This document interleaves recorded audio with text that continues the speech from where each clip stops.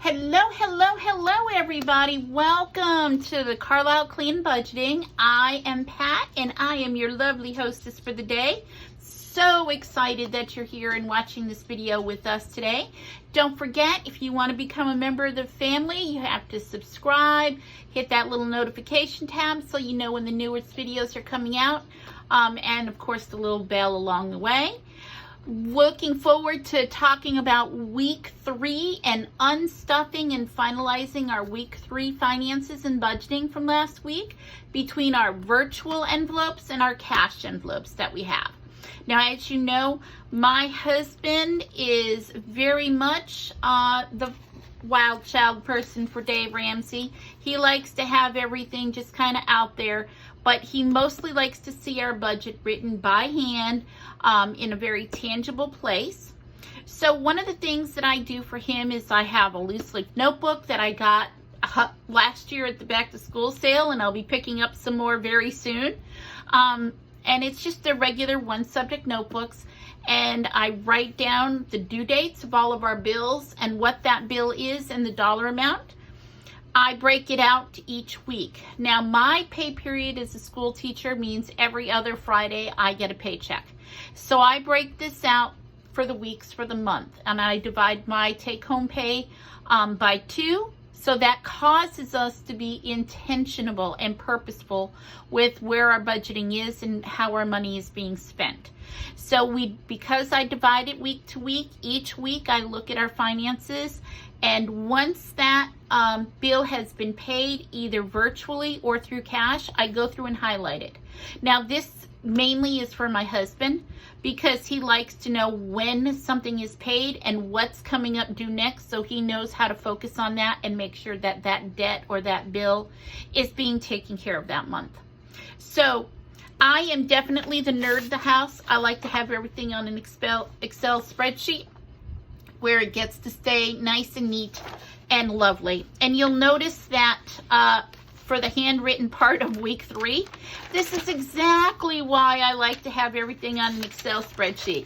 So there's not a whole lot of scribbling going on here, which is what happened this week. Normally we do shopping at 3 main stores. We go to Walmart, we go to Winn-Dixie, and we go to Publix. Well, prices the way they are at the grocery store, we've decided that since Publix is the more expensive of the 3 grocery stores we try to get different things from, unless there's something spectacular for a sale going on at Publix, we're going to have to slow down our shopping there. Now, we still get all of our prescriptions there, just because they have the much better deal on prescriptions. So that's why we'll know if there's a great deal going on, because my husband and I's medical conditions that we have, we are frequently at Publix. So we do see their sales and discounts and things like that. So although we are intentionally not including a Publix thing, there might be occasion where we're still going to Publix and spending some money. So as you can see, at Walmart, we spent $87.28. At Winn-Dixie, we were $15.09, so that brought our total to $102.37. And then at BJ's, our gas bill for the week was $65. And even though, oh my gosh, thank you very much, the gas is going down right now, our gas bill is probably going to go up because summer's over. I'm back to teaching, and well, yeah, there'll be more driving with our car. So going back to our weekly thing, because we do some things virtually and through virtual envelopes, and we do some of our things through our cash envelopes, let's talk about our virtual envelopes right now. So during the week 3, our virtual envelopes took care of my BOA with Visa of $65. We paid our phone bill of $248.75. Our virtual envelope took care of our renter's insurance, and it took care of Planet Fitness. So as you can see on my Excel spreadsheet, that came to a total of $341.51. So again, mainly for my husband, but for me too. Obviously, during our week 2 with our rollover money, we had $6.81 left over. So that's where this week 2 rollover money came from, of $6.81. And then my weekly paycheck of $892 is what's being added in for this week. So we have a total available for us to spend of $898.81. So our virtual envelopes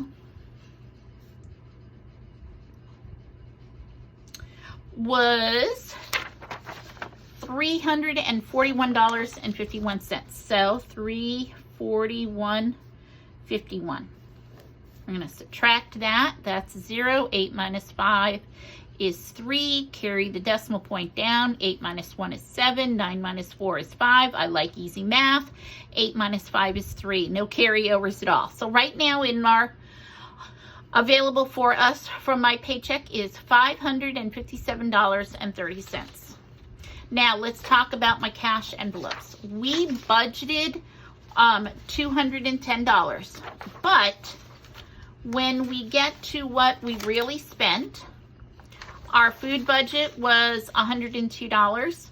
Our gas budget was $65, and we had no takeout. We are definitely slowing down on going out to eat meals and drive-through meals and things like that, just because food is going up and we both feel like we need to save our money somewhere. So that's something we can take control of. Now, are we gonna stop takeout? No, you'll probably see us back going out to dinner one day this weekend. But for now, last week we were able to curb that spending.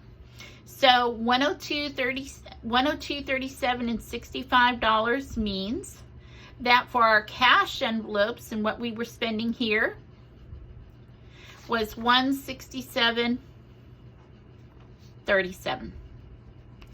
So when I'm going back over here, minus 167.37 off of my cash. So let's go ahead and do that math.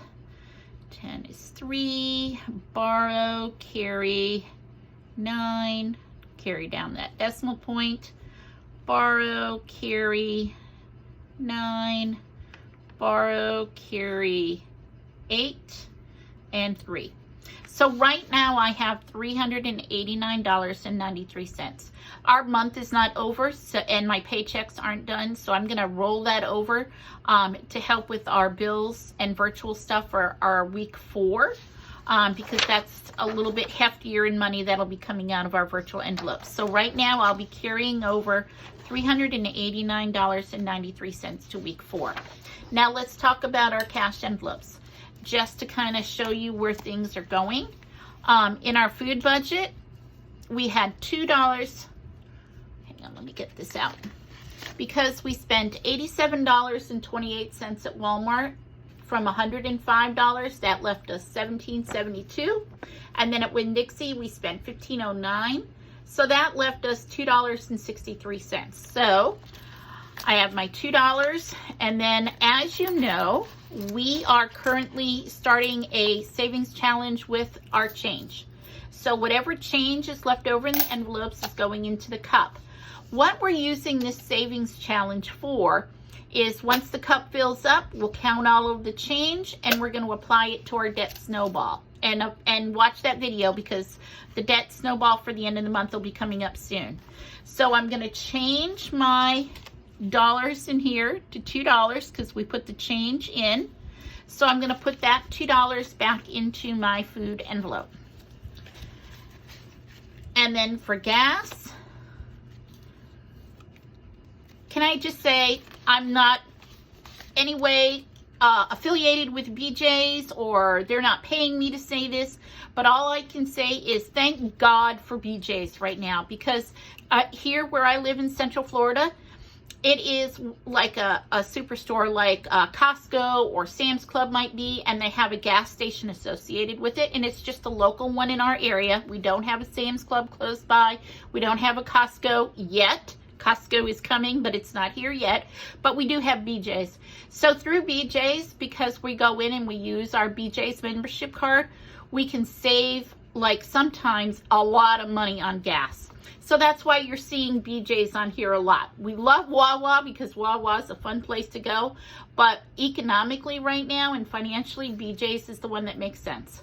So this past week we used $65 out of our $81 and for gas, and that left us with $16, 10, 11, 12, 13, 14, 15, and $16. So we're going to carry that and roll that over till next week when we do our cash stuffing for week 4.